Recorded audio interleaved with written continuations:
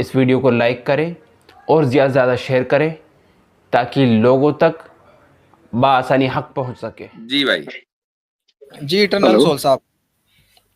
Hello, मेरी आवाज आ रही है? जी आपके बाद, अच्छा ये रियलिटी को फारिग करें, आपके बाद इंजीनियर उमर अजीज है, अगर फिरका इंजीनियर से ताल्लुक है तो फिर लेंगे उनको। जी जी भाई, क्या नाम जी है जी। आपका? इटर्नल सोल साहब।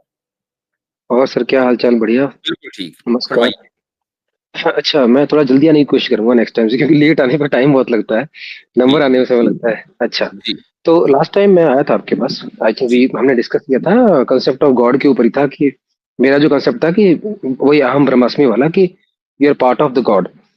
हाँ तो हाँ, उस आप पे वही कहें तो आप ये पोस्टल कहते थे, उनसे रिइंकार्नेशन पर भी बात हुई थी, ऊपर ये कहा था कि वो गॉड, हम गॉड का हिस्सा हैं, सोल के ऊपर जी बात हुई जी थी। जी, जी जी जी जी जी। मेन डिस्कशन था हमारा सोल और कंसेप्ट ऑफ गॉड के ऊपर, कि गॉड, हम गॉड का हिस्सा हैं। रीइंकार्नेशन के ऊपर स्टार्ट हुआ था, थोड़ी सी बात हुई थी।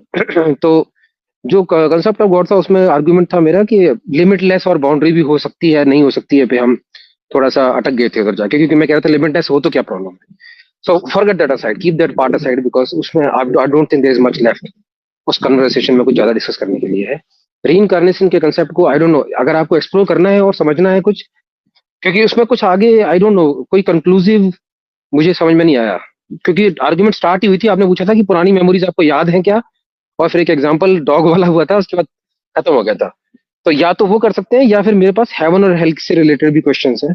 तो आप बताइए, मैं रीइंकार्नेशन के ऊपर अगर आप मेरा पॉइंट ऑफ व्यू समझना चाहते हैं तो आई कैन डिस्कस दैट, और नहीं ठीक, तो फिर मैं हेवन और हेल्थ का भी पूछ सकता हूँ। आपकी चॉइस है। ठीक है, तो रीइंकार्नेशन के ऊपर ही मेरा जो पॉइंट था, हम्म। कि पॉइंट मेरा सिंपल से यही था कि इसमें लॉजिकल फैलिसी आपको क्या लगती है कि एक इंसान पैदा हुआ, मरा, फिर दोबारा पैदा हुआ, मरा, जब तक कि वो अपने इमोशन से डिटैच नहीं हुआ।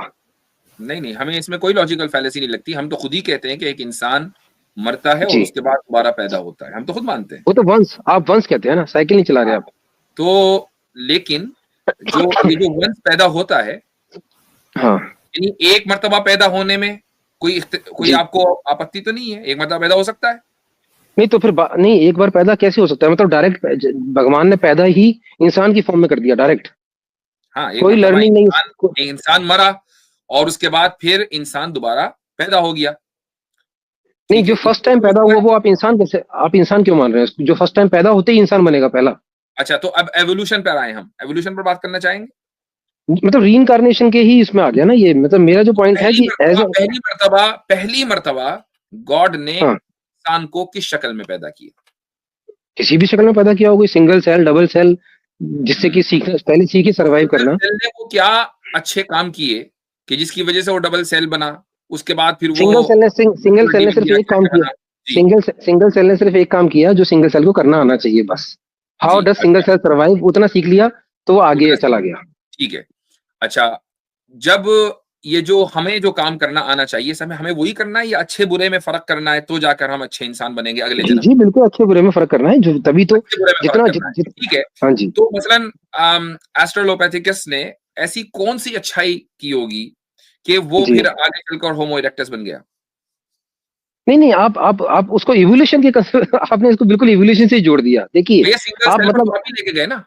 नहीं नहीं, सिंगल सेल पे मैं तो हर एक को लेके जा रहा हूँ, मैं ऐसे नहीं बोल रहा हूँ कि मुफ्ती साहब होमो सेपियंस। इनको जी सिंगल सेल पे ही रखते हैं ना।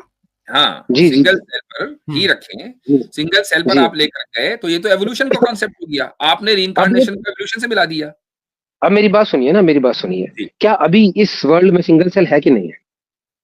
हाँ, है, बिल्कुल है, आपके जिस्म में भी है, मेरे बिल्कुल है। जिस्म में भी जी है। ये क्या जी मतलब? जी जी। हर सेल सिंगल है, तो, जैसे आप उसको तो, दूसरे सेल से अलग डिटैच करेंगे, वो सिंगल सेल है।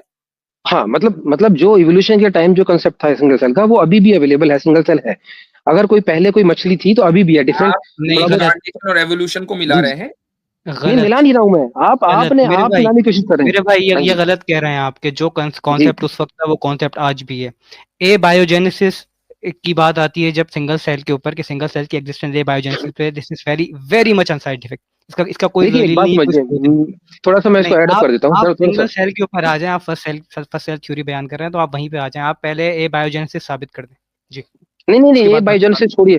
देखो, नहीं, ए एक बायोजेन, मिनट, देखो अभी मेरे ख्याल से बात चूंकि रीइंकार्नेशन पर हो रही है, मैं आपसे सिंपली जी एक बात पूछता हूँ कि जी जी एक जन्म में कोई भी जन्म हुआ, खुदा ने, गॉड ने किसी को सबसे पहले जो भी बनाया, आपने कहा जी सिंगल कुछ सेल भी बनाया, बनाया हुआ, कुछ भी सिंगल सेल, मतलब मुझे नहीं पता, कुछ हो सकता। अब बायोजेनेसिस सिंगल सेल कहता है तो मुझे लगा कि शायद आप वहीं मैं से। वही कह रहा हूँ हाँ कि आपको नहीं पता हाँ और हमें पता है जी। कि खुदा ने इंसान को पहले इंसान ही बनाया, ठीक है, और उस तो जानवर का क्या? इंसान को ये बताया कि कुछ अच्छे काम है, कुछ बुरे काम है, अच्छे काम करने, बुरे काम से बचना है। जब तुम मरोगे, मरना हर एक को है, उसके बाद तुम्हें दोबारा जन्म दिया जाएगा और तुम्हारी जो जिंदगी है उसके ऊपर फैसला किया जाएगा, पुरानी जिंदगी के ऊपर, कि तुमने अच्छे काम किए कि बुरे काम किए। ये कॉन्सेप्ट सिंपल, सीधा साधा है, हर एक आदमी को समझ में आता है, ठीक है। अब आप जो कॉन्सेप्ट देते हैं वो देते हैं रीइंकार्नेशन का। हम उसमें सिंपल ये पूछते हैं कि भाई पिछले जन्म में आपने कौन से अच्छे काम किए थे जो आज आप एक अच्छे इंसान की शक्ल में हमसे बात कर रहे हैं, आपको पता नहीं। जी जी जी, मैं बताया तो था मैंने आपको। जी क्या देखिए, बताया? आई मैंने ये बताया था कि पिछले जन्म से इस जन्म में कुछ ना कुछ मैंने सीखा है। I learn some things and then ये वाला जन्म हुआ। जैसे कि मान लो आप ये कहोगे कि एक बंदा, क्या बोल सकते हैं क्या है, क्या जी जी। मतलब, यानी आप कुछ ना कुछ सीख कर अगले जन्म में जाते हैं या अच्छे कर्म करके अगले जन्म में जाते हैं? अच्छा इंसान आप अगले जन्म में नहीं, अच्छे अच्छा कर्म की बुनियाद पर बनते हैं या आपकी जो नेचुरल एबिलिटीज है उसकी बुनियाद पर बनते हैं? नहीं, अच्छा कर्म वरम तो कहाँ से, कोई कोई कंसेप्ट वो हटा दीजिए, अच्छा कर्म और बुरा कर्म। अच्छा, वो अच्छे इसको कर्मों की बुनियाद पर अगले रिलेटिव, जन्म में बड़ा अच्छा इंसान नहीं। रिलेटिव, बड़ा रिलेटिव वर्ड है सर, अच्छा कर्म। अब जो एक शेर, अच्छा एक शेर अगर जानवर को खाएगा तो बुरा कर्म है कि अच्छा कर्म है? एग्जैक्टली यही हमारा सवाल है। ये तो आपने हाँ, हमारा सवाल हमें हमसे ही कर नहीं मैं लिया। कह रहा हूँ ना, अच्छा हमें कर्म क्या बुरा करना कर्म होगा? बड़ा जो हमें रिलेटिव है। करना है, आप मैं ये कहता हूं कि एक शेर इंसान वो इटर्नल सोल क्यों नहीं बना, आप ही क्यों बने? वो भी बनेगा कभी ना कभी फ्यूचर में जाके। नहीं मतलब ही उसका विल क्या learn and he process will. है, वो क्या करेगा? आप आज बन गए, उसको भी पता नहीं कितना टाइम लगेगा। वो ये नहीं क्यों तो फर्क वो है, तो मतलब वो तो वो वो बस तो अभी बनना चाहता है, अगले जन्म में बनना चाहता है, कुछ प्रोसेस तो बताएं उसका। नहीं, अगले जन्म में इंसान बन जाएगा डायरेक्ट, आप ये कह रहे हैं? मुझे आप मतलब बताएं, आप कह रहे हैं, मुझे आप नहीं तो बताएं कि मतलब, आपका जो प्रोसेस था यहाँ तक पहुंचने का, शेर भी वही प्रोसेस पे चाहता है और अगले जन्म में वो इटर्नल सोल बनना चाहता है। एक देखिए गधा मेरी बात है, समझ। वो अगले हाँ जन्म जी। में कुछ और बनना चाहता है, इंसान। अब मुझे बताएं कैसे बनेगा? नहीं नहीं, ये बनना चाहता है क्या, मतलब क्या कोई मैंने सोच रखा है कि मुझे कुछ बनना है अगले जन्म में? वो तो ऑटोमेटिक प्रोसेस है ना। That's the point I was trying to bring. जी आप इस जन्म में जो कर रहे हैं उसका इम्पैक्ट जी ऑटोमेटिकली, बिल्कुल। वो बात अलग है, लेकिन आप जी अपने तौर से अपनी लाइफ को अगले जन्म में इंप्रूव करने के लिए कुछ नहीं कर सकते, आपके पास कोई जी, गाइडेंस नहीं है ना। ऑटोमेटिक प्रोसेस है जी, बिल्कुल ये बिल्कुल। ऑटोमेटिक प्रोसेस है, आपके पास कोई गाइडेंस नहीं है। जी सी जी जी, किसी जानवर हमारे को पास बताना भी नहीं गाइडेंस पड़ता। है कि हम अपने अगले जन्म को इंप्रूव कैसे कर सकते हैं।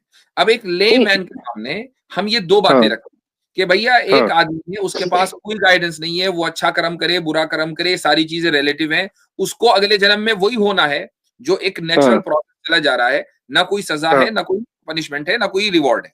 हमारे यहाँ जी क्या है कि आपको एक क्लियर रास्ता बता दिया गया, अगले जन्म में आप एक किसान हो कि एक साइंटिस्ट हो, एक जी डॉक्टर हो कि एक स्कॉलर हो, आप अगले जी। जन्म को improve कर सकते हैं। बताइए कौन सा रास्ता ज्यादा सही है?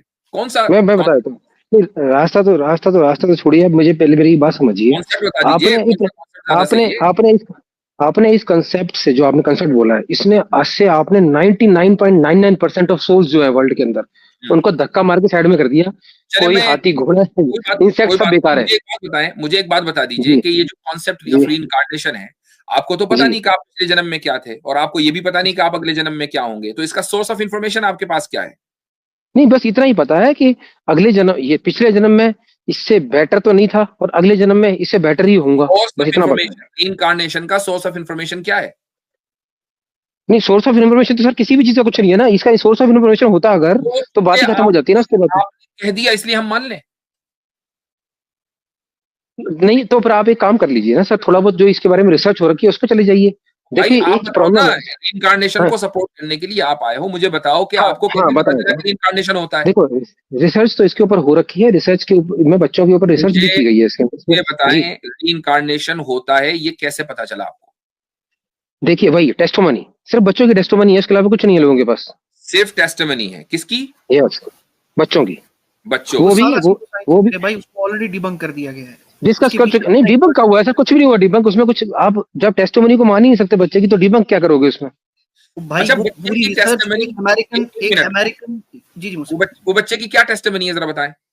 नहीं, बच्चों की टेस्टिमनी ये है जो 2 साल से 6 साल तक के बच्चे हैं, उस टाइम पे वो बोलते हैं कि अगर एक्सीडेंटल, मैं जल्दी से बता दूंगा क्योंकि इसमें बहुत डिस्कस पहले कर चुका हूँ किसी और स्ट्रीम में, कि 2 साल से 6 साल के बच्चे हैं जो पिछले जन्म में एक्सीडेंटल डेथ में मरे हैं, एक्सीडेंटल डेथ में, not a natural death, accidental, जिसमें वो they were not aware. Some of them have the memory of their past lives, not exactly everything, but they know some of the things.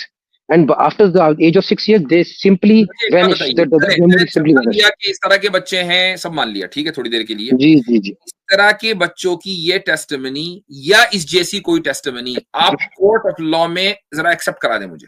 नहीं, मैंने पहले ही कह दिया आपसे इस बात को कि टेस्टिमनी बच्चों की, उस पर कैसे ट्रस्ट कर सकते हैं आप? नहीं कर सकते ना. एग्जैक्टली. लेकिन तो फिर आपके इसके पास अलावा तो क्या कुछ सबूत, नहीं है भाई. आपके कहाँ पास तो से कुछ सबूत है लेके ही आएंगे सर? दोनों का सबूत कहाँ से लेके आएंगे? हेवन एंड हेल का और टेस्टिमनी बच्चों की, मतलब नहीं. ये आपके पास रीइंकार्नेशन. तो हमारे पास तो सबूतों की लाइन लगी हुई है. हम तो कहते हैं अरे कि सुनिए सुनिए, हमारे पास, जी, चाहे आप उसको ना माने, हम ये कहते वो हैं भी कि टेस्टिमनी है खुदा ना ने, सर, वो भी टेस्टिमनी है. सुन लीजिए, वो टेस्टिमनी हाँ जी. अडल्ट, बच्चों और अडल्ट्स किसी की की टेस्टिमनी टेस्टिमनी अलग होती है. होती है. बच्चों की टेस्टिमनी कोर्ट ऑफ लॉ में एक्सेप्ट नहीं होती है, बड़ों की testimony hmm, court of law में एक्सेप्ट होती है. ठीक है, exactly. आपने खुद ही मान लिया कि उसकी टेस्ट, बच्चों की टेस्टिमनी पर हम ट्रस्ट नहीं कर सकते, तो फिर how in the world you believe in the concept of incarnation? देखो, यही तो मैं कह रहा हूँ ना, बच्चा वैसे एक नहीं है, 2500 बच्चे हैं, but still what I am saying is कि 2500 एक बच्चों एडल्ट. में से सबकी टेस्टिमनी इकट्ठे भी किसी कोर्ट ऑफ लॉ में हाँ, एक्सेप्ट करवा, नहीं, कोर्ट ऑफ लॉ को कहाँ लेके जा रहे हैं सर? हम इसलिए बात कि कुछ और कर रहे हैं, court court of of law law में में क्यों जा रहे हैं? जो कॉन्सेप्ट ऑफ टेस्टिमनी है वो कॉमन सेंसिकल है. कोर्ट तो ये कोर्ट ऑफ देखती है लॉ कि में, भाई बच्चा, कोर्ट ऑफ कोर्ट ये सर. देखती है कि जो टेस्टिफायर है, जो विटनेस है, वो मुकम्मल अपने होशो हवास में कोई बात कर रहा है या नहीं कर रहा है, प्लस वो ट्रस्टवर्दी है या नहीं. तो कोर्ट अच्छा में सर, बात एक बात बताइए, एक बात बताइए सर. अगर बच्चा छोटा है, हो सकता है ट्रस्टवर्दी हो, लेकिन जी, वो अपने होशो हवास में नहीं है, इसीलिए उसकी टेस्टिमनी नहीं मानी जाती. तो एक दिस सिंपल इज कोर्ट में अगर बच्चों की टेस्टिमनी नहीं मानी जाती, तो इतने बड़े मसले में आपने कहा जी 2005 बच्चे हैं या 50 जितने भी बच्चे हैं उनकी टेस्टिमनी मान लें हम, और आप खुद ही कह रहे हैं कि वो रिलायबल नहीं है. मैं खुद ही कह रहा हूँ ना. देखिए मैं क्या बोल रहा हूँ, उस एक इंस प्रॉफिट खुद कह मोहम्मद रहे हो वसल्लम की जो, सुन ली, मेरी बात तो सुन लीजिए सर, सुन ही नहीं रहे sir.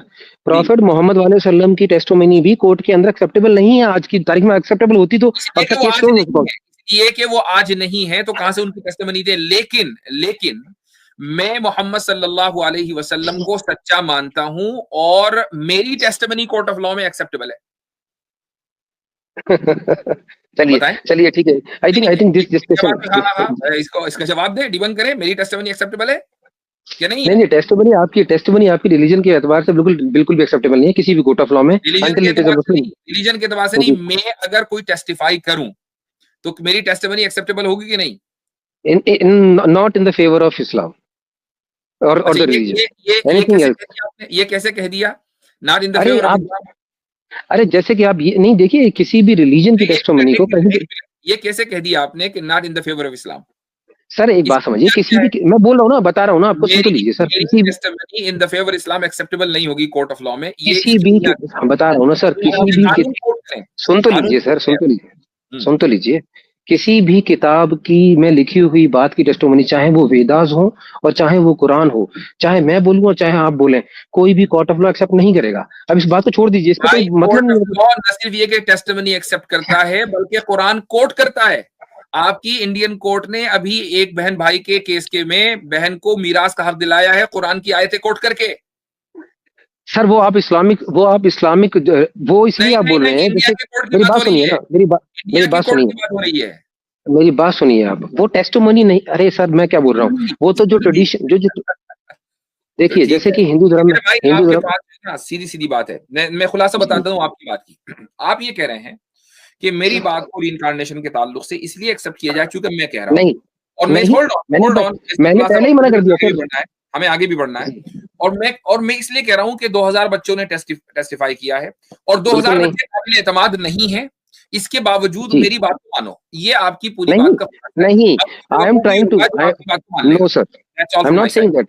I'm not saying that. मैं ये कह रहा हूँ, we are discussing the possibility. We are not saying this is concrete तो कुछ भी नहीं है सर. अब आप रीइंकार्नेशन की पॉसिबिलिटी पर आ गए. पहले आप कह रहे थे रीइंकार्नेशन हुआ है, सिंगल सेल से यहाँ तक पहुंच गए थे आप. अब आप पॉसिबिलिटी सर, दो पार्टीज डिस्कस कर रही हैं, आप तो मना कर रहे हैं ना बिल्कुल. क्या आपको जरा सा भी शक है? आप जरा सा मान रहे हैं? आपके एविडेंस को हमने अपने लैब में रखा और पाया कि ये भी कोविड पॉजिटिव है. चलें जी, आगे बढ़ते हैं. अच्छा, दूसरा पॉइंट, अब इसको छोड़ दीजिए. ओए अब इसके अगले अलावा बंदे को लेना भाई, सुन ले एक इटर्नल बंदे फ्लो के- साहब, सुन ले। हाँ, अगले बंदे को लेना, बाय द वे मुझसे मैं एक अगली बार बात तो इसमें आइएगा। कि ये जो अक्सर बेशतर एक साइंटिस्ट हैं जिन्होंने बहुत पहले, एक साइंटिस्ट तो मैं उनको नहीं कहूंगा, उन्होंने एक रिसर्च की थी, उनका नाम था डॉक्टर आयन स्टीवनसन। उनकी ये एक रिपोर्ट लाते हैं कि उनने कुछ बच्चों पे जो है ना वो स्टडी किया था, उनकी पास्ट मेमोरी से और रीइंकार्नेशन को साबित किया था। लिटरली उस इंसान को इतनी बार डिबंक कर दिया गया है, उस पे किताबों की किताबें और रिसर्च पेपर्स लिख दिए गए हैं कि किस तरीके से उस बंदे में कंफर्मेशन बायस था, उसका जो सैंपल साइज था वो रैंडम नहीं था, वो सिलेक्टेड लोगों से लेता था, और उसके अलावा जितने भी वो केसेस लेता था उसमें ये पाया गया कि जहां पे उसके पॉइंट्स को वो प्रूव नहीं होते थे, वो सैंपल को छोड़ देता था, और जिससे वो प्रूव हो पाते थे उसको वो ले लेता था। तो काइंडली उस स्टडी को तो मेरे सामने आप लाए ना, उस पर अगर आप थोड़ी सी भी रिसर्च करेंगे, it is totally debunk. Doctor आइन स्टीवनसन का जो काम है उसको पूरी तरीके से रद्द कर दिया गया है, तो उसको जो है ना आप वो तो काबिल कबूल है ही नहीं।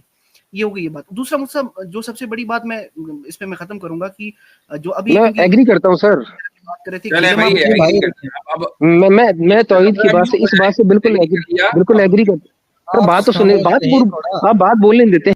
देखें, मेरी हो खामोश गई बात, रहें, हो गई मेरी बात, हो गई पीडीएफ शो हो रही है। अगर मैं पीडीएफ शो कर दूंगा तो आपके सारे सवालों के जवाब मिल जाएंगे। बस चलने दीजिए, हजरत ने तो रियायत कर दी आपके लिए, आपको जाने दे रहे हैं। एक्नॉलेज भाई अपनी बात पूरी करें। जी जी मैं बस ये कह रहा था कि एक डिलेमा क्रिएट करने की कोशिश करते हैं हमारे इटर्नल भाई हमेशा, कि एनिमल्स के साथ क्या होगा ये सब। मैं ये कहता हूँ कि जो सबसे बड़ा मॉरल डिलेमा जो रीइंकार्नेशन के इशू पर है, रीइंकार्नेशन का पूरा कॉन्सेप्ट बनाया गया था प्रॉब्लम ऑफ इविल को सॉल्व करने के लिए, कोशिश की गई थी। द इशू इज कि इनका मानना है, यानी जितने भी लोग रीइंकार्नेशन में मानते हैं वो कहते हैं इस जन्म में अगर किसी के साथ बुरा होता है तो वो इसलिए होता है क्योंकि उसने पिछले अपने जन्म में कुछ ऐसे कर्म किए होंगे। अब मैं इनसे ये सवाल करता हूँ कि हिटलर ने अगर छोटे छोटे बच्चों को जिंदा जलाया, उनको गैस चेंबर में जो है वो मारा, तो आपके वर्ल्ड व्यू के नजदीक they deserved it. This is one of the biggest moral dilemma मेरे नजदीक, कि जो रीइंकार्नेशन पे सवाल उठाता है। जी मुसा, जबरदस्त। चलें जी, आगे बढ़ते हैं। इंजीनियर को लेते हैं, इनसे पूछते हैं, अगर ये उनके फॉलोवर्स में होंगे तो ठीक, नहीं तो फिर अभी नॉन मुस्लिम को लेंगे। जी भाई। जी उमर। अस्सलाम वालेकुम। वालेकुम अस्सलाम। जी मुफ्ती साहब सुनाए, क्या हाल है? ठीक है? बिल्कुल ठीक। आप फिरका इंजीनियर से ताल्लुक रखते हैं? नहीं सर, मैं स्टूडेंट हूँ इंजीनियर का। अच्छा, तो फिरका फिरका तो इंजीनियर से ताल्लुक रखते हैं, ठीक है, बहुत अच्छी बात है जी। नहीं, मेरी बात मुकम्मल होने दें। नहीं, मुकम्मल हो गई। मैं अब आप स्टूडेंट के हैं या मुकल्लिद के हैं, वो दोनों बराबर ही है जी। आगे बढ़ें। नहीं, मैं उनकी हर बात से इत्तेफाक नहीं करता, मैं सिर्फ उस बात से नहीं, इत्तेफाक हर करता हूँ जो हाँ कुरान और हदीस में है। जी, ठीक है। उनकी कौन सी बात कुरान और हदीस में है और आपको ऐसा लगता है कि वो बात कुरान और हदीस में नहीं है, और चलें ये इस तरह ले लें, उनकी कौन सी बात से आप इत्तेफाक नहीं करते हैं? उनकी अक्सर बहुत सी बातें, जिस तरह ये सेकुलरिज्म हो गया, या वो इमरान खान पे बात करते हैं, या इस तरह की और जो बहुत सी बातें हैं, यानी पॉलिटिकल मैं बातों से आपको उनकी इत्तेफाक नहीं है। आप चूंकि इमरान खान की पार्टी से आते हैं तो इसलिए आपको इमरान खान के ताल्लुक से उनकी बात कहीं भी पसंद नहीं है, ठीक? नहीं, मैं इमरान खान से कोई ताल्लुक नहीं है मेरा। तो इमरान खान के खिलाफ जो उसने बातें की हैं वो आप उनसे इत्तेफाक करते हैं कि इख्तिलाफ करते हैं? मैं मानता हूँ कि जो जो उन्होंने बात की है वो बात ठीक है, इमरान खान में वो खराबियां हैं, लेकिन ठीक। मेरा ये मानना है कि इस खुलासा वक्त क्या निकला? खुलासा ही निकला कि पॉलिटिकल बातों पर आपको उनसे इख्तिलाफ है। जी कह जी, सकते हैं अब थोड़ा दीनी बहुत। बातों में कौन सी ऐसी बात है कि जिनसे आपको उनसे इख्तिलाफ है दीनी बातों में? दीनी बातों में तो इस वक्त मुझे कोई नहीं चैट मिल के रहा। आप मुझे अंदर बता दें। चैट के अंदर नहीं, चैट आप के मुझे अंदर बताएं। ब्लेस्फेमी हो, एक मिनट मैं इंजीनियर भाई, एक मिनट, जी चैट के अंदर ब्लेस्फेमी हो रही है, मॉडरेटर नहीं है आतिफ भाई, please take care of it. जी अच्छा, कंटिन्यू कर। मुझे जी मुझे थोड़ा सा जी जी जी, नहीं कंटिन्यू नहीं, करने मैं दें। शुरुआत यहां से करेंगे चूंकि आपने ये कहा कि नहीं हमें तो बहुत सी बातों से उनसे इख्तिलाफ है, तो दीनी बातों में आपको उनसे कहाँ इख्तिलाफ है वो बताइए। मैं वही बात कर रहा हूँ कि आप मुझे बताएं, नहीं मतलब भाई, कोई ये भी आप बात बताएंगे, जो आपका दावा है कि आपको इख्तिलाफ है, तो मैं पूछ रहा हूँ कहाँ इख्तिलाफ है? जिस तरह वो कहते हैं कि जिस तरह गुस्ल में वो कहता है कि बाद में अगर पाँव जो धोने हैं ना, हाँ हज़रत मोहम्मद से साबित है कि उन्होंने एंड पे पाँव धोए हैं, तो वो कहते हैं कि वो अगर पाँव मतलब धो लें तो अफजल है। तो लेकिन मेरा ये मानना है कि उस वक्त जो मतलब था कि पाँव गंदे हो जाते थे, इसलिए हाँ, हज़रत मुसल्लम धोते थे। अभी तो और सिस्टम, अभी तो बाथ हैं, वॉशरूम है, साफ हैं, इनमें अगर ना धोए जाए तो ठीक है। नहीं इस तरह की नहीं, मतलब छोटी छोटी बहुत सी बातें हैं इन छोटी छोटी जो बातों में आपको इंजीनियर साहब से इख्तिलाफ है। इंजीनियर साहब कहते हैं कि गुस्ल में पाँव धोने जरूरी हैं। वो कहते हैं आखिरी अफजल है, में मैं कहता हूँ ये होना ही नहीं चाहिए। होने ही नहीं चाहिए। अच्छा जी ठीक है। जी। यानी आपको इस इख्तिलाफ है कि पाँव अगर धो लिए तो पानी वेस्ट हुआ, इसराफ हो गया ये। नहीं नहीं, पानी वेस्ट की बात मैं नहीं कर रहा, मैं वैसे क्यों बता नहीं रहा हूँ धोने कि चाहिए भाई? क्योंकि उस वक्त तो ये था ना, क्योंकि वो बताते हैं साथ में कि उस वक्त मट्टी होती थी नीचे, तो जिसकी वजह से पाँव गंदे हो जाते थे। ठीक, बात तो अफजलियत तो की हो रही ना। अगर पाँव गंदे हो गए और आपको पता है कि पाँव गंदे हैं, तब तो धोना जरूरी है, फर्ज हो जी गया, वरना जी गुस्ल ही फिर नहीं तो होगा। जरूरी है, लेकिन वो मैं ये कह रहा हूँ अब कि अगर अभी बात जरूरत नहीं है। अफजलियत की हो रही है कि वहां मट्टी नहीं है, अब पाँव धोना अफजल है कि अफजल नहीं है? मैं कह रहा हूँ वो काम करना ही नहीं चाहिए, जो मतलब है कि उस वक्त एक मजबूरी थी, एक मजबूरी और इसलिए थी किसी कि ये शक था कि भाई पाँव खराब ना हो जाए, और अगर आपको जी यकीन हो पाँव खराब है तो आपके लिए धोना फर्ज है। जी बिल्कुल, मैं यही बात कह रहा अब हूँ। मैं ये पूछ रहा हूं कि अभी क्या है, एक नॉर्मल वॉशरूम के अंदर आप गुसल खाने में नहा रहे हैं, जी तो धोना अफजल है कि अफजल नहीं है? मेरा ये मानना है कि नहीं अफजलियत की होना बात हो चाहिए। रही, सिर्फ अफजलियत की। अब किसी के नजदीक अफजल है, किसी के नजदीक नहीं, आपके मैं नजदीक नहीं भाई, धोता। आपके नजदीक अफजल है? नहीं नहीं, मैं कोई जमात को लेके नहीं चाह रहा, मैं सिर्फ अपनी इस्लाह के लिए आया हूँ। आपके मैं पास भी बिल्कुल मैं समझ स्टूडेंट गया। के तौर पे आपने आया। चूंकि तारुफ एक मैं खास आपके पास नहीं शख्सियत, एक खास फिरके के इमाम के हवाले से कराया है, तो ऑब्वियसली नहीं बात है कि हम तो इसी मुफ्ती मौजू साहब पर मेरी बात बात करेंगे। सुनिए। जी मैं आपको बात क्लियर करता हूँ जी कि सबसे पहली बात कि जो फिरका है ना, तो जी। कुरान में अल्लाह ताला ने कहा है कि ए मोमिनो अल्लाह की रस्सी को मजबूती से थामे रखो और हाँ फिरके बिल्कुल फरका बिल्कुल न बिल्कुल, करो। ये सब इसकी वजह बातें से हमें बताने की कतन कोई जरूरत नहीं है, क्योंकि इसकी हम वजह तो, से हमारा मैं इम्तियाज, मेरे भाई सुन लीजिए, हमारा जी इम्तियाज गुज़िश्ता 3 सालों की आप स्ट्रीम उठाकर देख लें, जी जी यही है कि हम फिरका वारियत के ऊपर बात ही नहीं करते हैं। जी बिल्कुल ये ठीक, बात है। ये आपको भी पता है, और सब यहाँ आपके इमाम साहब को भी पता है, सबको पता है। जी बिल्कुल। लेकिन लेकिन मुझे एक बात बताएं कि जी जी फिरकों पर जो बात करेगा, जी ठीक जी है, फिरकों पर, फिरका फिरका फिरका फिरका, और जी उसके ये कहेगा कि भाई मेरे एक स्टूडेंट्स हैं, उसके एक खास मेथोडोलॉजी डेवलप हो जाएगी, उसकी एक खास फिक्र होगी, ठीक है, तो जी क्या ये खुद एक फिरका नहीं हो गया? लेकिन मैंने देखा है कि उनकी जो भी आप कह रहे हैं कि एक अपनी फिक्र होगी, वो हम्म, फिक्र जो है वो किसी ना किसी फिरके से मिलती है। किनकी? अभी ये हजरत इंजीनियर साहब की, अभी इंजीनियर ये साहब की फिक्र हजरत किसी अली न किसी फिरके से मिलती है।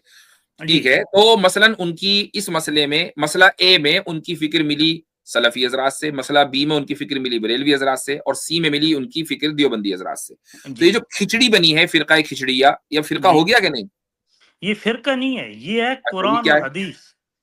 नहीं, कुरान और ये हदीस है कि ये फिरका इसलिए हो गया जी चूंकि इसके पीछे कोई उसूल नहीं है। अब मुझे आप चूंकि कुरान और हदीस के हवाले दे रहे हैं, मुझे एक बात बताएं, जी जी किसी भी हदीस को सही मानने, अगर दो हदीस में इख्तलाफ हो जाए, दो हदीस में तारुज हो जाए, जी किसी एक हदीस को दूसरी हदीस पर राजिह देने, तरजीह देने के आपके यहाँ क्या उसूल है, आपके फिरके में?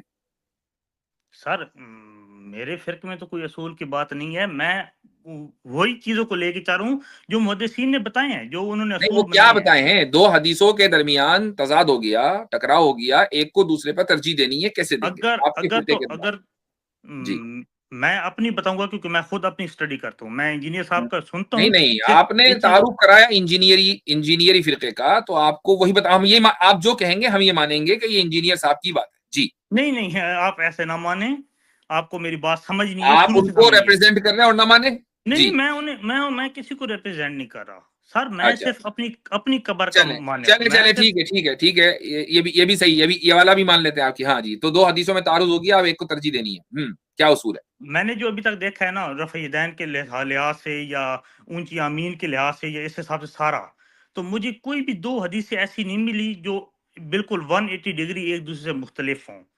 कोई बात नहीं, अगर दो मैं कह ऐसी रहा हूं हैं कि उनमें से आपको दो हदीसों में तारुज दिख रहा है, ठीक है, इन दो हदीसों आप में कोई से मिसाल दें, किसी भी दो मिसाल हदीस के में, तौर पे। किसी भी दो हदीस में मैं आपको कहता हूँ ऐसा तारुज, हो ही नहीं सकता, ऐसा हो ही नहीं सकता कि वो बात चीज हमें जो चीज मालूम है, वो हमें मालूम है कि नहीं हो सकता।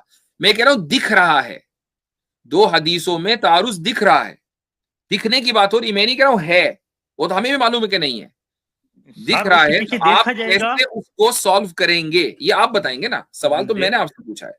नहीं देखा जाएगा कि इसके पीछे जो ये मतलब हैं हदीसें सही हैं, हम्म, मतलब कौन सी बुक से ली गई हैं, अच्छा ठीक, सही हैं से ली जी तो गई सही, हैं या जी जी जी जी जी, जो सही हदीस कैसे डिसाइड करेंगे कि ये ज्यादा सही है?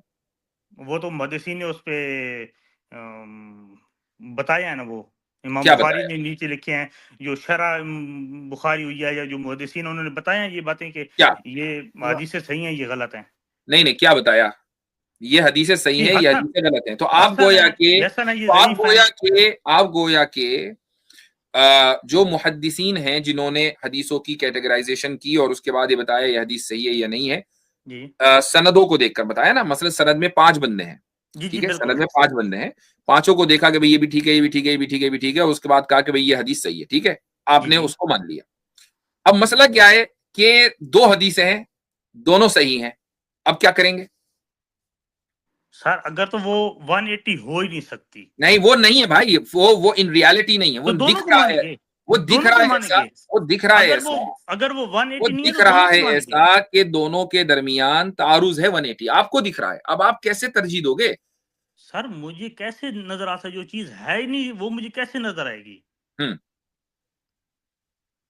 जो चीज है ही नहीं वो मुझे कैसे नजर आएगी? बाज मर्तबा इख्तिलाफ 2 हदीसों के दरमियान नजर आ जाता है, बहुत सारे फिकी मसले हैं।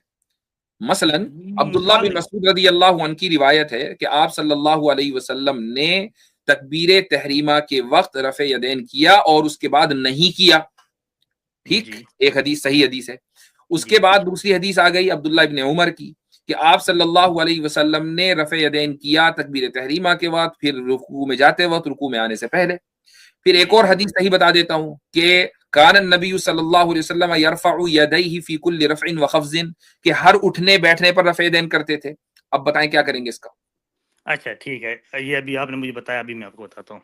हम्म जो रफ़ीदैन करने पे है ना हदीसें, हम्म, वो तकरीबन 100 से ज्यादा हैं, और वो सारी ठीक हदीस की ठीक किताबों में ठीक हैं। ठीक ठीक ठीक है ना, सही बुखारी ने उस पे एक बाकायदा किताब भी लिखी है, ये क्या नाम है उसका, जी जुज़ रफ़अल यदैन। जूस जी रफी ठीक है ना, ठीक उसके अलावा जो अब्दुल्ला इब्न मसूद की जो आपने बताई है ना, जी ये वाली हदीस पे बहुत से मुहद्दिसीन ने कहा है कि ये वाली हदीस उनसे साबित ही नहीं है, ठीक तो ठीक, फिर हम इसे सही नहीं मानेंगे, ये सही नहीं ज़ईफ है। मानेंगे। अच्छा, अब अगर कोई मान लीजिए इस हदीस को सही मानता हो, इमाम बुखारी के अलावा कोई दूसरा मुहद्दिस जो इमाम बुखारी के असातिज़ा के दर्जे में हो, वो सही मानता हो, अब क्या करेंगे?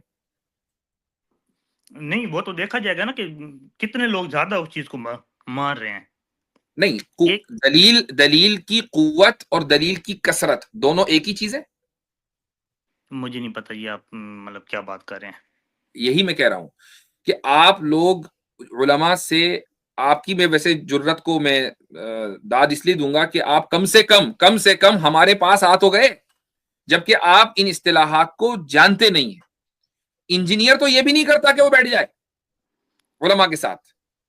यही पॉइंट मैं कह रहा हूं कि दलील की कुव्वत और दलील की कसरत दोनों बराबर नहीं है। अब मैं सिर्फ एक सिंपल सी बात बताता हूं मैं आपको, देखें, जी थोड़ा सा आपका फॉर्मूला सही करने लगा हूं मैं। जी जी बताएं बताएं, मैं इंटरेस्टेड हूँ। जी, वो ये है कि मसलन इमाम बुखारी रहीमहुल्लाह के और रसूलुल्लाह सल्लल्लाहु अलैहि वसल्लम के दरमियान कितने वास्ते हैं? मुझे सवाल नहीं पूछता पता, हूं, आप बता दे। उनके अंदाजा। उस्ताद हैं इमाम इब्ने मुबारक, उनके इमाम शाफी, कोई 4 के 5, इस तरह मुझे सही याद नहीं है। 5 4 से 5 6 वास्ते उनके ऑन एन एवरेज है, ठीक है? जी। ठीक। अच्छा, इमाम अबू हनीफा और रसूलुल्लाह सल्लल्लाहु अलैहि वसल्लम के दरमियान वास्ते कितने? कोई कहता है कि वो ताबीन है, कोई कहता है वो तबा ताबीन है। चलो तबे 2 ताबी या मान 3, लेते हैं, चलो तबे मत तबा मान लेते ताबीन, हैं। ताबीन, साहबी और हज़रत सल्लम, 3 या 2 दो कर ले। 2 या 3, ठीक। जी क्या ये मुमकिन नहीं, इम्कान की बात हो रही है कि एक जी हदीस इमाम अबू हनीफा तक 2 वास्तों से पहुंची, ठीक, जी उनके जमाने में इमाम हनीफा के और उनके मुआसिरीन तक वो 2 वास्तों से पहुंची। जी उसके बाद अगला बंदा आया, तीसरा वास्ता, उसके बाद अगला बंदा आया, चौथा वास्ता, वो निकला ज़ईफ, वो कमजोर बंदा जी है। उसके जी बाद आ गए इमाम बुखारी, उन्होंने कहा ये हदीस तो ज़ईफ है, तो हदीस तो जी सही थी ऊपर, नीचे आके ज़ईफ हुई ना। जी तो आप बुखारी के फैसले को इमाम अबू हनीफा के खिलाफ कैसे जज कर सकते हैं, जबकि एक के दरमियान 2 वास्ते, दूसरे के दरमियान 6 वास्ते? जी बिल्कुल, मैं आपकी बात समझ रहा हूँ, आपने जो बात की है। आप बात मिल कंप्लीट गया? करें। बात हो गई। हो एक गया। अच्छा फार्मूला आपको दे दिया मैंने, अब मुझे जी, इसका रिबटल दे दें। मैं इस पे मैं आपको बात बताता हूँ। जी ये मैं अपनी बात बता रहा हूँ। मेरा इंजीनियर से कोई ताल्लुक नहीं है, सिवाय इसके कि वो मेरा उस्ताद है, जिस तरह आप मेरे उस्ताद हैं। सीरियसली, मैं आपको सीरियसली बात बता रहा हूँ। मेरे भाई मेरे मेरी भाई बात सुन सुनिए लीजिए सर, जी सर मेरी बात एक बार आप सुन ले, आपको क्लियर हो जाएगी जी कि मैं बहुत से लोगों को अपना उस्ताद मानता हूँ। यहाँ पे मैं स्पेन में रहता हूँ, यहाँ भी जो मुझे जिस मस्जिद में जाता हूँ उन्हें भी मैं अपना उस्ताद मानता हूँ। आप ये भी मेरे उस्ताद है, आपने मुझे बातें बताई हैं। जी मैं सिर्फ अपनी कब्र को मतलब है कि अजाब से बचाना चाह रहा हूँ। उसके हिसाब से मुझे कोई भी आदमी सही बात बताएगा जो मुझे लगेगी सही है, वो मैं मानूंगा। अभी इस पे मैं आपको बताता हूँ कि आपने जो बात की है, ठीक है ना, सही है, लेकिन हमारा जो दीन है, देखिए जिस तरह अल्लाह ताला ने कुरान मजीद को 100% अपनी हिफाजत में लिया है, ठीक है ना, ये जो हदीसों का जो इल्म है, कुरान मजीद में बहुत सी ऐसी चीज़, जिस तरह आप बता रहे थे कि नमाज का हो गया या हज के महीनों का हो गया, ये हमें नहीं मालूम होता कुरान से, ये हमें हदीसें बताती हैं, ठीक है ना। इस हिसाब से ये हदीसें जो हैं ये बहुत इंपॉर्टेंट है। ये कोई साइंस का इल्म या कोई एम कोई किसी की शेर व शायरी की किताब नहीं है कि जो गलत हो जाए, ये जो मान ली जाए तो मान ली जाए, ना मानी जाए तो कोई इतनी इंपॉर्टेंस नहीं रखती। हदीस की किताबें बहुत इंपॉर्टेंस रखती हैं, ठीक है। इस हिसाब से क्या मेरा खुदा ने ये जो दुनिया बनाई है, ये जो सारा कुछ बनाया है, सब कुछ हमारे लिए बना है ना, दुनिया, आसमान, सितारे, समंदर, जानवर, चरिंद परिंद, ये क्या अल्लाह ताला ने एंड पे इसलिए बनाया है कि एंड पे इन्हें किसी चीज की अथेंटिकेशन का पता ही ना हो। किसी का दिल करे तो वो ज़ईफ हदीस पकड़ ले, किसी का दिल करे वो सही पकड़ ले, कोई अपने फलसफे पे बैठ जाए, कोई किसी और चीज पे बैठ जाए और आखिर पे मेरे तक पहुंच जाए। या ठीक अल्लाह ताला बिल्कुल ने सही एक सही चीज बताई होगी जिससे हम समझेंगे तो ठीक है, क्योंकि सही शरह सही जो सही मुस्लिम है ना बुक, उसमें इमाम मुस्लिम ने मुकदमा लिखा है और जी उन्होंने गिरफ्त किया इमाम अहमद बिन हम्बल और इमाम इब्न अबी शोबा पे, मेरे ख्याल में इमाम उन्होंने बुखारी क्या पे भी किए है, इमाम बुखारी पर भी किए। खैर चलो आगे चलो। हाँ मैं वो जो बात मैं उसकी कर रहा हूँ मेरे भाई ये सही होगी शायद। मुस्लिम का मुकद्दमा मैं पढ़ाता हूँ, ठीक है। जी मैं बिल्कुल उस्ताद हूँ उसका, और सर, गुज़िश्ता मैं भी गुज़िश्ता आपको उस्ताद 14 साल मान से रहा पढ़ा हूँ। रहा हूँ। खैर आगे बढ़ें आगे बढ़ें। मैंने जी कब आपको कहा है, मैं सिर्फ आपको बात जी बता रहा हूँ। जी मैं सिर्फ आपके पास इल्म लेने आया हूँ, मैं आपसे डिबेट करेंगे, आप बहुत हम्म, ऊपर के हैं, मैं सिर्फ अपना इल्म के लिए आया हूँ आपके पास। तो उन्होंने उसमें कहा है कि ये जो जो मतलब मुहद्दिसीन से जिन्होंने बहुत सी हदीसें लिखी हैं, मतलब इमाम अहमद बिन हम्बल, जिन्होंने, वो कहते हैं कि इन्होंने सिर्फ लोगों को ये शो कराया है कि हमारे पास बहुत इल्म था, हमें बहुत हदीसें आती थी। उन्होंने कहा कि क्या हमारे पास सही हदीसें खत्म हो गई या जो हम ज़ईफ ठीक हदीसों ठीक। से अपना देखिए दीन आपने, साबित देखिए बात करें? लंबी हो गई है। आप जो भी बात कह रहे हैं ना, मुझे जी उससे जी कोई इख्तलाफ नहीं है। मैं जी और जी आप दोनों एक ही पेज पर हैं कि सही हदीस ही ऑब्वियसली बुनियाद है दीन की, उसी को दिया जाएगा, सुन्नत को जी पर अमल किया जी जाएगा, सही सुन्नत पर, सुन्नत साबिता जिसको बोलते हैं। ज़ईफ हदीसों से अहकाम नहीं निकला करते हैं। जी बिल्कुल बिल्कुल ठीक बात है ना। जी आपने कहा जी आप भी उस्ताद हैं, इंजीनियर साहब भी उस्ताद हैं, मैं उस पर जी आना चाहता हूं। उसी मुकद्दमा मुस्लिम में जी ये कौल भी आपने पढ़ा होगा कि जी जी लौलल इस्नादु लकाल मन शाअ मा शाअ, कि अगर इस्नाद न होती, सनद का ये जो हमारा कनेक्शन, हमारे उस्ताद उनके उस्ताद उनके उस्ताद जी और जी यहाँ समझ रहा वसल्लम तक ये ना होता तो जिसकी जो मर्जी आए वो बक देता। हूँ।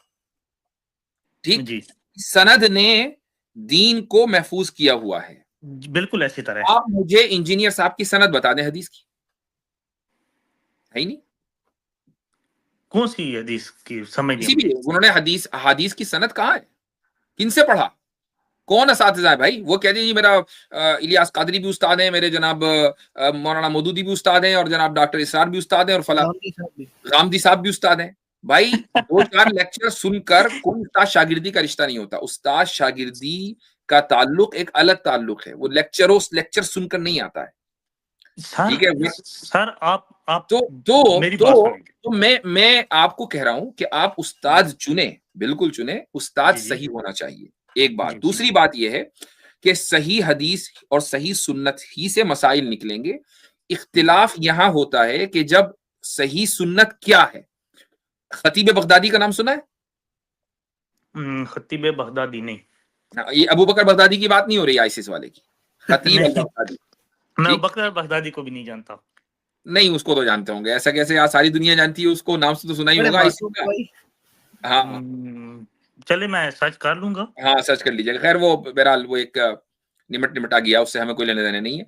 खतीब अल बगदादी अपने जमाने के मशहूर नाकिद हदीस हैं, ठीक है, जी जी आज के नहीं, सदियों पुराने हैं। जी उन्होंने अपनी किताब में एक ज़ाब्ता लिखा है। वो ज़ाब्ता ये है कि 2 हदीसों के दरमियान अगर तारुज़ होता है, बज़ाहिर नज़र आता है, जी ठीक जी है? तो तरजीह आप एक को कैसे देंगे? उसके उन्होंने 110 या 115 ज़ाब्ते लिखे हैं और वो क्रोनोलॉजिकल ऑर्डर में कि पहले ये, फिर ये, फिर ये, फिर ये, फिर ये। तो हदीस का सहीहैन में होना जी जी 104वां ज़ाब्ता है। कौन सा नंबर का? 104 नंबर। 104वां। अब आम लोग क्या करते हैं, बचूंगड़े किस्म के लोग 103 क्रॉस करके सीधे 104 पे पहुंचते हैं। 103 पे जंप लगाएंगे, सब जी स्किप, सीधा 104 पे। बिल्कुल। क्यों? चूंकि उनकी रसाई वहीं तक है।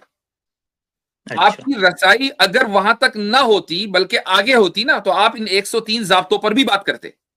जी और मैं ये बता दूं, अभी एक कमेंट भी नजर से गुजरा कि भाई मैं तो फिरकों पर बात नहीं करता हूं, तो मैं किन मौजूआत पर आ गया। जी नहीं, मैं फिरकों पर वाकई बात नहीं करता, और आज भी मेरा वही उसूल है और मैं अपने उसूल पर का पाबंद हूं। हाँ, फिरका इंजीनियरिया एक अलग फिरका है। वो फिरका क्या है, मैंने अभी शुरू में बात की, चूंकि शुरू में इतने लोग नहीं थे, मैं इसलिए दोबारा बात कर रहा हूं। जी जी मैं कैसर भाई और जो दूसरे हजरात हैं, हमारा मौक़िफ़ बिल्कुल 2-4 की तरफ वाज़ेह है कि इंजीनियर रैंड कॉर्पोरेशन का स्कॉलर है।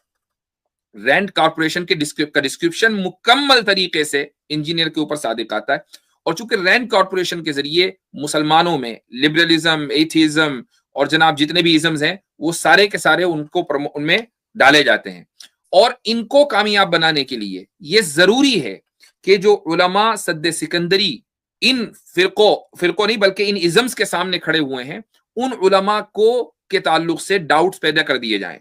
बरेलवियों में बरेलवी उलमा के ताल्लुक से, जो दियोबंदी हजरात हैं दियोबंदियों के उलमा के ताल्लुक से, जो सलफी हजरात हैं तो सलफी उलमा के ताल्लुक से, किसी को छोड़ा ना जाए, ठीक है? शियों में शी स्कॉलर्स के ताल्लुक से।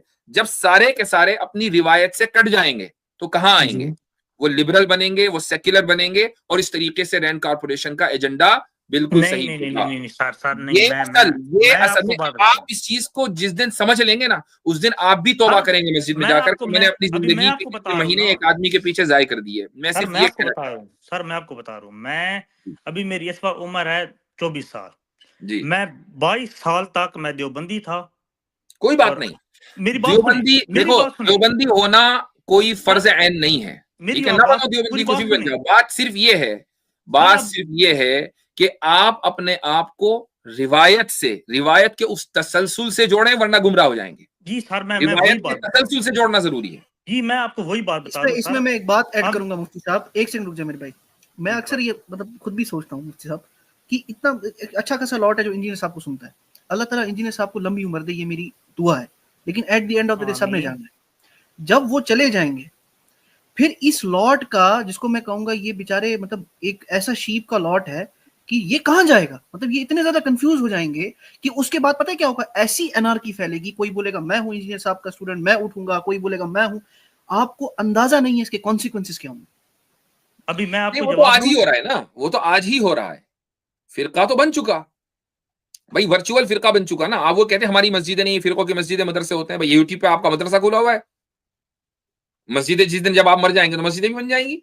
सर आप मेरी बात सुने जरा, जी थोड़ी सी मेरी बात सुने। मैं अभी आपको आपका भी जवाब देता हूँ, उनका भी जवाब देता हूँ, जी ठीक है ना? जो मुझे लगता है आप कह रहे हैं कि जो इंजीनियर साहब को जो सुनता है वो फिर लिबरल हो जाता है, मतलब अपने फिरके से हट जाते हैं। मैं रिवायत के, मेरे अल्फाज पर वो गौर कीजिए, जी रवायत रिवायत के तसलसल से वो कट जाता है। जी बिल्कुल मैं वही बात जी करूँ, रवायत के तसल्सल। मैं 22 साल में देवबंदी था, ना ही मैंने कभी कोई रूटीन से नमाजें पढ़ी थी, ना कोई रोजे रखे थे। अल्लाह मेरी पुरानी बातों पे मुझे माफ करे। जी जब से मैंने इंजीनियर साहब को सुना है, अभी मेरी तौहीद भी पहले की निस्बत बेहतर है, रिसालत भी, इसके अली भी, इसके देखें मेरी मेरी बात देखें, सुने, मैं मेरी एक बात मेरी बताता हूँ आपको सर कि एक सेकंड। सही आप बुखारी में सवाल एक करेंगे, रिवायत है, सही आप बुखारी सवाल में एक करेंगे, रिवायत है। मुझे जब बताने नहीं देंगे आप फिर उस पे नहीं, एक आपकी और बात सुन सवाल ली ना करेंगे। मैंने, बहुत अच्छी बात है कि आप उनकी वजह से आपने कहा नमाजें वमाजें आप पढ़ने लगे, बहुत अच्छी बात है। नहीं मैं तो आप मेरी आप पूरी जी बात सुनिए एक दफा जी, प्लीज। चले जी सुनाए, बिल्कुल। मुख्तसर कीजिएगा। जी मैं मुख्तलिफ कर दूँ। जी उसके बाद मैंने खुद अभी सही बुखारी पढ़नी शुरू की है, ठीक है। उसके बाद मैंने बाहर शरीयत पढ़नी शुरू की है। यहाँ पे जो उलमा है वो बरेलवी हैं, उनके कहने पे बाहर शरीयत पढ़नी शुरू की है। मेरे पास अभी गुनियत तालिबीन, तज़किरतुल औलिया, ये सारी किताबें वो सारी मैं पढ़ रहा हूँ, ठीक है।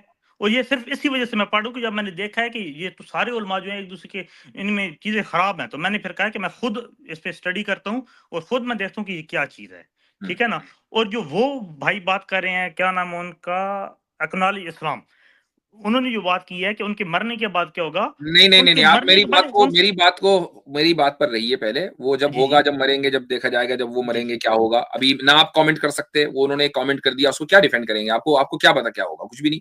अच्छा, चलिए बात बिल्कुल ये सही। है कि आपने इंजीनियर साहब की वजह से नमाजें पढ़नी शुरू कर दी। 22 साल तक आप देवबंदी रहे, आप नमाज नहीं पढ़ते थे। पहली बात तो ये कि क्या देवबंदियों की किताबों में या बरेलवियों की किताबों में या शियों की किताबों में, किसी भी फिरके की किताबों में लिखा हुआ है कभी नमाज नहीं पढ़नी? क्या इस वजह से आप नमाज नहीं पढ़ रहे थे, या अपनी सर हमें शहवतों की मौलवियों ने वजह ये से? बात बताई नहीं है या अपनी शहवतों की वजह से नमाज नहीं पढ़े थे? Point number 1। Sir. Sir point हमें नंबर 2, मौलवियों ने होल्ड ऑन। पॉइंट नंबर 2, जी ये है कि बाज मर्तबा अल्लाह ताला किसी फाजिर से भी दीन की खिदमत का काम ले लेता है, किसी फाजिर से भी। यह हदीस में मौजूद है। आपको यह हदीस याद होगी कि हजरत अबू हुरैरा रज़ियल्लाहु अन्हु को ख्वाब में शैतान आयतुल कुर्सी सिखा के चला गया। जी बिल्कुल यही बात है। यह हदीस बुखारी में तो है ना। तो जी जी मैं आप सुनिए। अगर किसी आदमी के, मैं ये नहीं कह रहा कि इंजीनियर दिन रात जो है बस वो ये कह रहा लिबरल बनो, लिबरल बनो, लिबरल बनो, ऐसा नहीं है। जाहिर सी बात है कि कुरान हदीस की भी कुछ ना कुछ बातें होती होंगी। तो आप बिल्कुल ऐसी जैसे बात लोग, है। आप हजरात ने देखा भाई कुरान हदीस की 2-4 बातें हैं। अब उन 2-4 बातों में मसलन 60%, 70% या 40%, मैं कहता हूँ 10% ही गलत है। आपने उन बातों को सही समझा जी और उन बातों की वजह से आप नमाज पढ़ने लगे, बहुत अच्छी बात है। आपका दीन नमाज के ताल्लुक से इंशाअल्लाह आप अल्लाह के यहाँ यानी सुरखुरू रहेंगे नमाज के ताल्लुक से जब आपसे सवाल किया जाएगा। बात जी फिक्र की हो रही है, अमल की नहीं हो रही है। जी जी फिक्र बिल्कुल। की हो रही है। अमल और फिक्र में फर्क होता है। आप एक फिक्र को प्रमोट करते हैं, अमल आप अच्छा भी हो सकता है, गलत भी हो सकता है, वो आपके और अल्लाह ताला के दरमियान है। असल जब बात फिक्र की होगी तो फिर उसके मुकाबले में जो दूसरे लोग होंगे वो अपनी फिक्र को पेश करेंगे, और आपकी फिक्र को अगर आप ये दावा करते हैं कि हम ही सही हैं तो फिर आपको गलत भी कहा जाएगा। That's all. जी मैं आपकी बात से इत्तेफाक करता हूँ, आपने ठीक बात की है, ठीक है ना। लेकिन अभी आप मेरी बात सुने। अगर आप कहते हैं कि इंजीनियर को छोड़े, मैं मतलब जिस फिरके में था उसमें ठीक था, नहीं, उस कोई नहीं मतलब कह एक मेरा रहा। नहीं तसल्सुल। नहीं नहीं नहीं नहीं, कोई नहीं कह रहा किसी को छोड़ने अच्छा के लिए। अच्छा चलिए ठीक है, सिर्फ मैं ये कह रहा हूं, इंजीनियर के साथ सिर्फ रहता ये हूँ। कह रहा हूं कि जी अपने को रिवायत के तसलसल से बांधें और उसूल उसूल पढ़िएगा। दीन को समझने के लिए उसूल पढ़ना जरूरी है। किसी भी आदमी के चीखने चिल्लाने से मुतासिर ना हो, बस ये मैं बिल्कुल कह रहा आपने आपने ठीक बात की है। अभी मेरी बात चले सुने। मैं इंजीनियर को भी ठीक है, सुनता फिर नहीं, इजाजत लेंगे। मुझे थोड़ा सा टाइम दीजिएगा। उमेर भाई टाइम कयामत तक है इंशाल्लाह, आप करें नहीं, तहकीक करें एक मिनट दे हजरत ने दे। जो फरमाया। चले रखिए, अपनी बात रखें, फिर इजाजत लेंगे, थोड़ा शॉर्ट में ही जी जी रखिएगा। जी जी ठीक है ठीक है। मैं अब ये बात बता रहा हूँ आपको कि ठीक है, इंजीनियर को भी सुनने, अपनी जो एक तसलसल है उसे भी कायम रखें, ठीक है ना। लेकिन आप ये बताएं कि हम थोड़ा सा ऊपर जाए ना, ये चले जाएं अहमद रजा बरेलवी तक या अशरफ अली थानवी तक, तो वो तो एक दूसरे को काफिर और क्या कुछ कह रहे हैं। तो फिर हमें कैसे पता चलेगा कौन सा ठीक है कौन सा गलत है? आपके ठीक है ना, आपसे सवाल नहीं मैं होगा, आपसे रोजे कयामत ये सवाल नहीं होगा कि कौन सही है, इनमें कौन गलत है। मैंने इसीलिए कहा कि आपको फिरकों से एलर्जी है ना, मुझे भी एलर्जी है। ठीक है, आपको मैं ना देवबंदी बनाना चाह रहा हूं ना आपको जी बरेलवी बनाना चाह रहा हूं। मैं जी आपको जी क्या कह रहा हूं कि रिवायत के तसलसल से, मैं इसी लफ्ज बोल, रिवायत के तसलसल से अपने को जोड़ें।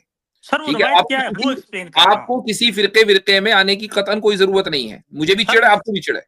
मुझे रवायत बताएं, मुझे वो रवायत नहीं समझ आ रही।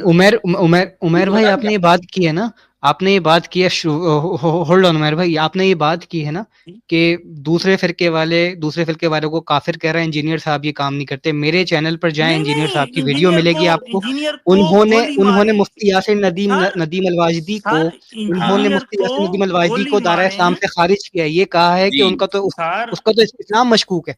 मेरे भाई मेरा तो आप ये इस्लाम दलाइल मशहूर ना है उस दें, नगर में। हाँ आप ये सर दलाइल मैं ना कह दें रहा कि वो हूँ मौलवी जो है ना वो काफिर कह रहे हैं एक दूसरे को, इसलिए मैं वहां चला इंजीनियर गया। को गोली मारे। मैं सिर्फ सर से ये पूछ रहा हूँ कि ये मुझे कह रहा है, मुझे इनकी बात पसंद आई है।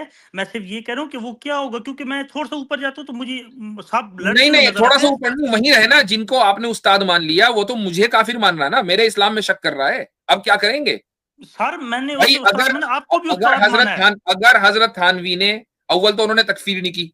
मेरा तो इस मौजू पर मजमून है जो मैंने आज से 15 साल पहले लिखा था कि हजरत थानवी ने तकफीर नहीं की। ठीक है, तो होल्ड ऑन,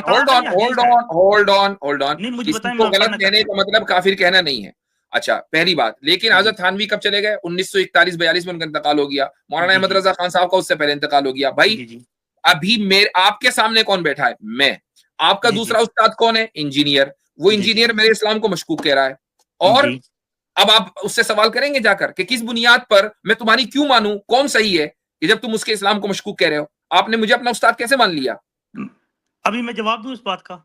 जी, आप इंजीनियर को काफिर कहें, वो आपको काफिर कहे, मुझे दोनों से मतलब नहीं है। मुझे ये मतलब है नहीं, कि मैं नहीं कहता भाई काफिर, मैं नहीं कहता काफिर, मैं तकफीर नहीं करता इंजीनियर। अच्छी बात है, इंजीनियर ने आपको कहा है, वो करता है, वो करता है।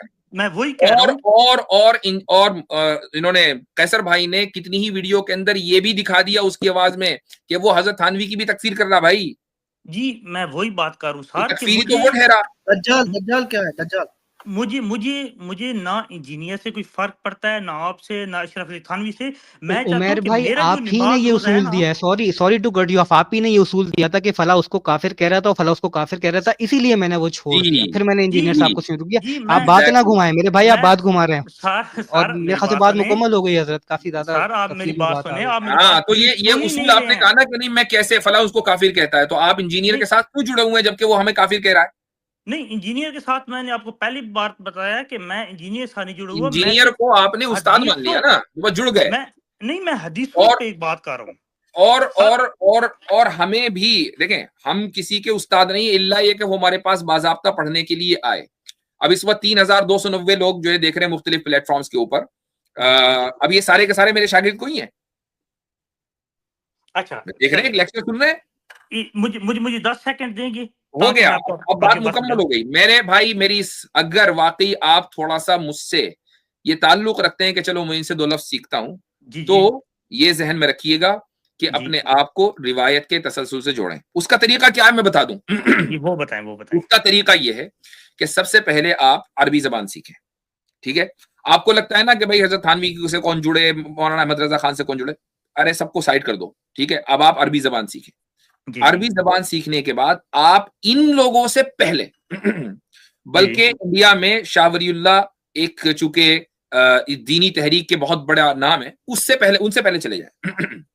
उनसे पहले जो किताबें लिखी गई हैं चारों मजाहिब की, ठीक है, चारों फुकहा के यहाँ, वो आप पढ़ें।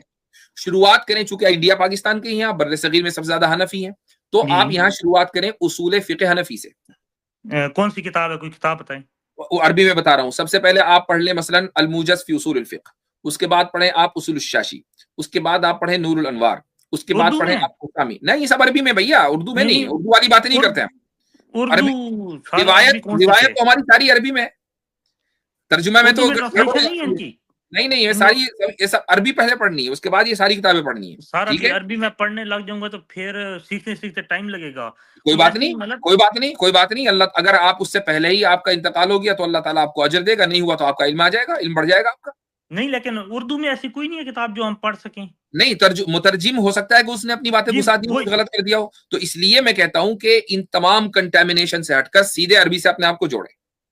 ठीक, ये सारी किताबें पढ़ें। ये तो हो गया फिक़ह हनफी में। फिक़ह शाफी में किताबुर रिसाला पढ़ें, इमाम शाफी की खुद की लिखी हुई है, उन्होंने अपने उसूल बयान कर दिए कि भाई हमारे यहाँ ये उसूल है। ठीक है, इसी तरीके से आप दीगर मसालिक की, यानी जो फिक़ही मज़ाहिब है उनकी किताबें पढ़ें। मुहद्दिसीन का मनहज आपको देखना है, खतीब बगदादी की किताबें पढ़ें। ठीक है, इसी तरीके से कवाइद फी उलूम अल हदीस, आपको अगर वाकई समझना है कि मुहद्दिसीन का मनहज क्या है, कवाइद फी उलूम अल हदीस तकरीबन 650 सफ़ात की है। ये सारी किताबें मैंने आपको बता दी, ये पढ़ लें।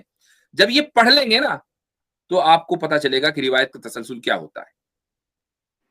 जी ठीक, मैंने आपकी बात समझ ली है, लेकिन सर मैं ये पूछना चाह रहा हूँ कि आपने अरबी वाली जो बात बताई ये तो बहुत मुश्किल है भैया, थोड़ा मेहनत करनी पड़ती है, मुश्किल है तो यूट्यूब से थोड़ी नहीं सीखा जाएगा। चले ठीक है भाई, अब बहुत हो गया। चले ठीक है, अल्लाह हाफ़िज़ सर, आपका बहुत शुक्रिया। ठीक है। अच्छा हज़रत, आपने ये खतीब अल बगदादी का जो रेफरेंस दिया बड़ा अच्छा रेफरेंस है कि 114 जो उनका क्राइटेरिया था कि सहीहैन का के ऊपर डायरेक्ट जंप लगा देते हैं। और अगर आप इंजीनियर साहब की वीडियोस देखेंगे तो उनका तो दलील देते हुए मौक़िफ़ यही होता है कि मुत्तफ़क़न अलैह हदीस है ये। जी, वो बात यही कर भाई इस मौजू के ऊपर पूरी हमारे इस्लामिक लिटरेचर में बहसें हैं और किताबों की किताबें लिखी गई हैं कि किसी हदीस का सहीहैन में होना क्या उसको एब्सोल्यूट सही बना देता है कि अब उसके मुकाबले में आप कुछ और एक्सेप्ट नहीं कर सकते। इस पर पूरी बहसें हैं, यानी लाइब्रेरियां भरी पड़ी हैं, इनको पता भी नहीं उन किताबों के नाम। तो इस वीडियो को लाइक करें और ज़्यादा से ज़्यादा शेयर करें ताकि लोगों तक हक पहुंच सके।